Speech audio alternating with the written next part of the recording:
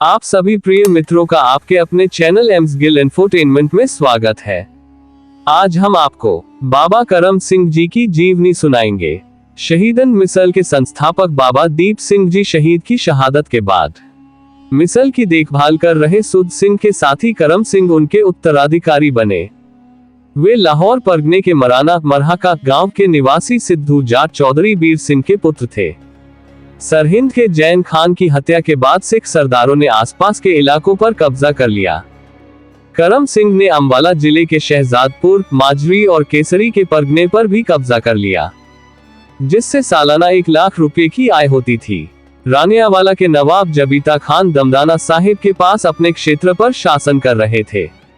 उनका सिखों के साथ लगातार युद्ध चल रहा था।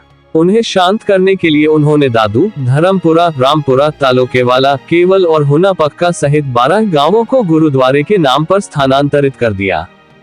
करम सिंह ने बाद में रन्निया, दमदमा, खारी, जरोली, फैजुल्लापुर और आसपास के इलाकों पर कब्जा कर लिया। वे केसरी में रहते थे। उनके भाई धर्म सिंह को शहजादपुर दिया गया। धर्म सिंह की मृत्यु निसंतान हो गई।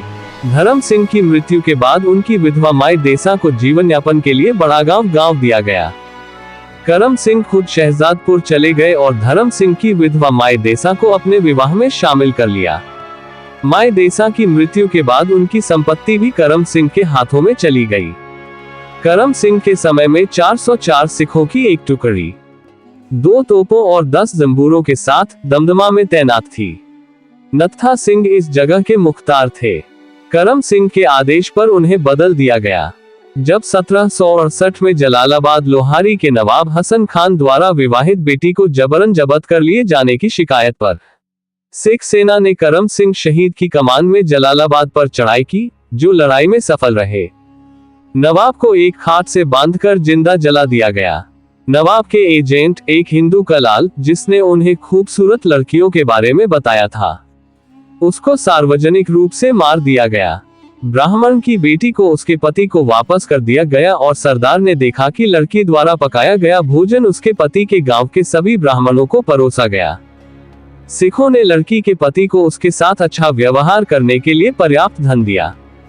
करम सिंह ने अपने क्षेत्र पर बहुत कुशलता से शासन किया। उन्होंने 30 साल की अवधि के लिए बनखंडी और बरथा जवई सहारनपुर जिले में के परगना को अपने नियंत्रण में रखा, जिनकी सालाना आय 1 लाख रुपये थी। 1779 के अंत में करम सिंह करनाल में राजकुमार अब्दुल अहद के शिविर में पहुंचे और 2 घोड़े तथा कुछ अन्य उपहार भेंट किए। उन्हें 5 टुकड़ों की खिल्लत, 1 सरपेच और 1 तलवार प्रदान की गई। बघेल सिंह करोड़सिंहिया और साहिब सिंह खुंडावाला सहित कुछ अन्य सरदारों ने भी राजकुमार से मुलाकात की। ये सरदार शाही शिविर को जीत रहे थे, आंशिक रूप से राजा की सेनाओं की सहायता से अपने विरोधियों को कुचलने के लिए और आंशिक रूप से पटियाला के राजा के क्षेत्र को लूटने के लिए, जिसके प्रभुत्व से वे चिढ़ रहे थे।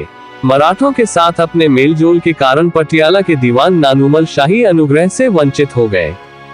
जब वे करनाल से लौट रहे थे तो उन्होंने अपने दुश्मनों द्वारा उनके विरुद्ध किए गए सभी कारनामों के बारे में सुना।